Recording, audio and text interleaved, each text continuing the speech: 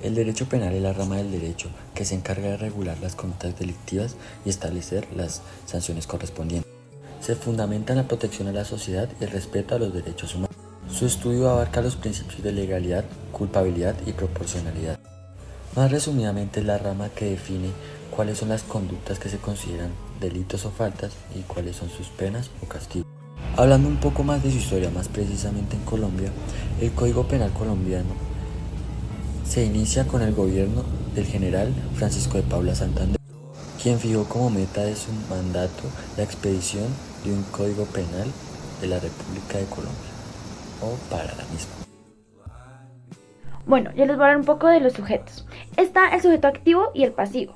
El activo es la persona física que puede cometer un ilícito penal, mientras que el pasivo es aquella persona que sufre el delito y este se suele dividir en dos, en impersonal y personal. El sujeto pasivo impersonal es la víctima del delito. Esta puede ser una persona natural o una persona jurídica. Por ejemplo, el robo de alguna sociedad anónima o algo así. El sujeto pasivo personal es la víctima del delito. Esta puede ser una persona física. Bueno, es una persona física. Por ejemplo, está la víctima de homicidio o de algún robo o hurto. También del pasivo existen dos tipos, depende de cómo se haya dado el delito, la circunstancia. Este se divide en sujeto pasivo de la conducta y el sujeto pasivo del delito. El de la conducta es aquella persona que se ve afectada directamente por la acción que se lleva a cabo por el delincuente, el sujeto activo. Bueno, al final daré un ejemplo. Está el sujeto pasivo del delito, que esta es la persona que se ve tiene como consecuencias de manera indirecta a partir de la acción del sujeto activo, el delincuente. Por ejemplo, digamos, algún trabajador, un empleado, se dirige a un banco a hacer un depósito en nombre de la empresa. El trabajador iba de camino y a la mitad es asaltado por un delincuente. El delincuente que lo agrede es el sujeto activo y este le causa unas lesiones. El empleado sería el sujeto pasivo de la conducta, ya que le recae en él la acción, la agresión. Y mientras que la empresa es el sujeto pasivo del delito, ya que esta sí es afectada, pero indirectamente, porque pues el dinero es de la empresa. Entonces ahí es la afectación. Ahora les hablaré sobre las fuentes de derecho penal. Las fuentes de derecho penal básicamente son medios por los cuales, por medio de estos mismos, se crean, se establecen y se desarrollan las normas penales. Regula el comportamiento humano criminal y también protege los derechos de los ciudadanos dentro de un sistema legal colombiano. Dentro de estas fuentes del derecho penal está como primero la ley, el cual puede emanar el poder legislativo y básicamente también puede establecer normas penales, las cuales regulan las conductas criminales y también las sanciones asociadas. En segundo lugar está la jurisprudencia, el cual a través de algunos tribunales establece precedentes los cuales pueden influir en decisiones futuras. Tercero está la costumbre, la cual son prácticas y tradiciones, las cuales si una conducta se considera ampliamente criminal dentro de una sociedad, esta costumbre puede ser reconocida y aplicada por un tribunal.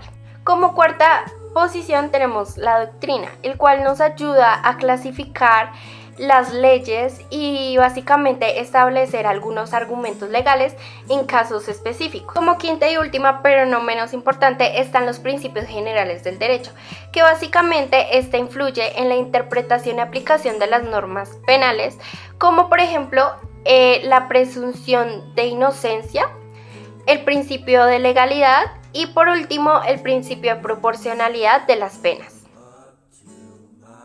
Y ahora hablando un poquito más como del mapa de la jurisdicción del derecho penal, se divide en primera instancia, que son los juzgados penales municipales y los juzgados penales del circuito. De segunda instancia tenemos los tribunales superiores de distrito judicial. De tercera instancia está la sala penal de la Corte Suprema de Justicia. Y de cuarta instancia está la Corte Constitucional. Y el último, de quinta instancia más poderoso, está la Corte Interamericana de Derechos Humanos. Es la jerarquía que tiene el proceso penal en hora de toma de decisiones. Ya. Bueno, ahora hablaré de algunos tratadistas de la rama, antes explicando como tal lo que es un tratadista.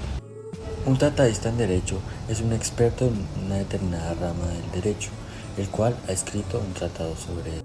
¿Y qué es un tratado? Un tratado es un libro extenso y completo que analiza a profundidad un tema jurídico en específico. Los tratadistas del derecho son considerados autoridades en su campo y sus obras son fuentes de consulta de jueces, abogados, académicos y estudiantes. A continuación voy a nombrar 4 tratadistas importantes de esta rama, comenzando por 2 clásicos y después 2 contemporáneos. El primero sería Cesare Beccaria, jurista italiano considerado como uno de los padres del pensamiento criminológico moderno. Ahora, la tratadista de esta rama clásica sería Carmela Sereni, una jurista italiana considerada como una de las pioneras del feminismo jurídico. Ya por el lado contemporáneo podríamos encontrar a tratadistas como Luigi Ferrajoli, filósofo del derecho italiano, conocido por su trabajo con los principios del derecho penal. Por otro lado encontraremos a la tratadista Cheryl Thomas, la cual es profesora de derecho penal en la Universidad de Rutgers. Sus áreas de investigación se centran en la raza, el género y la justicia penal. Cada uno de estos tratadistas tuvo unas obras con las cuales hicieron importantes contribuciones a la rama. En el caso de Beccaria fue su obra sobre los delitos y las penas. En el caso de Sereni fue la mujer delincuente y la sociología. En el caso de Ferrajoli fue su obra Derecho Penal.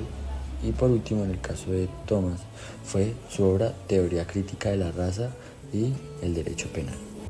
Ya para terminar, cabe resaltar que tanto en ámbitos clásicos como contemporáneos, la mayoría de tratadistas han sido hombres, pero en los últimos años ha habido un creciente número de mujeres que han hecho importantes contribuciones a la disciplina.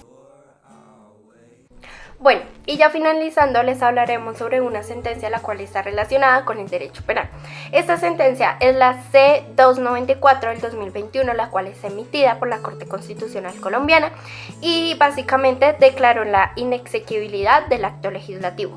Este acto pretendía modificar el artículo 34 de la Constitución Política de Colombia, eliminando la prohibición de la pena de prisión perpetua. De igual manera, la Corte Constitucional determinó primero que la prohibición de la cadena perpetua es una garantía fundamental para los derechos humanos. Dentro de ellos están, por ejemplo, el derecho a la vida, a la dignidad humana y a la libertad personal.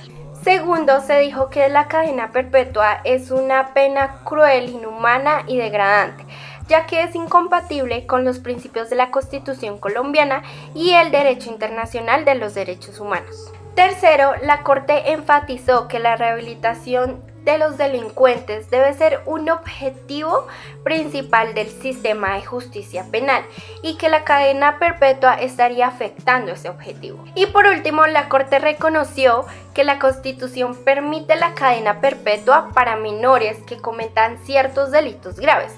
Sin embargo, se determinó que esta excepción no justifica la imposición de la cadena perpetua para los adultos. Como consecuencia de esta sentencia, la prohibición de la pena perpetua sigue siendo vigente en Colombia. Por otro lado, los individuos que son condenados a cadena perpetua antes de la emisión del fallo deben tener sus sentencias revisadas. Para finalizar, cabe resaltar que la sentencia C-294 del 2021 representa un hito muy importante, significativo para la protección de los derechos humanos en Colombia, la cual también es de gran importancia para aquellas personas que se les ha declarado la condena perpetua. Muchas gracias por su atención. A la Boroña, chica la bomba, que bomba, la bota, amiga la Boroña.